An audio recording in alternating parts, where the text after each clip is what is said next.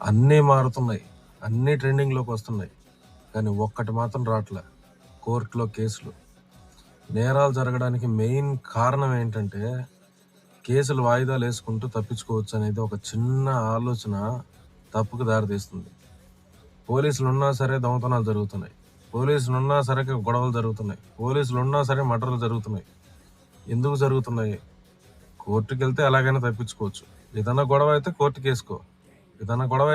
వేసుకో, ఇదే టాపిక్. ఎందుకంటే కోర్టుకి వెళ్తే మనకి వాయిదాలు వేసుకుంటా, లాయర్లను మేపుకుంటా అలా అలా అలా ప్రొలాంగ్ చేసుకోవచ్చు.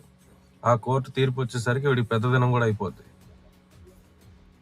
ఏది మారినా ఇది మాత్రం మారట్లేదు. అన్నీ మారుతున్నాయి సార్. గవర్నమెంట్ చట్టాలు కూడా మార్చండి. వీలైనంత వరకు స్పాట్లో డెసిషన్ తీసుకునే కొన్ని సమస్యలు ఉంటాయి. తప్పు చేసిన వాడికి శిక్ష మాత్రం వేసేయండి. ఏదైనా అప్పు గొడవలు అంటారా, వాయిదాలు వేయండి, పర్వాలేదు.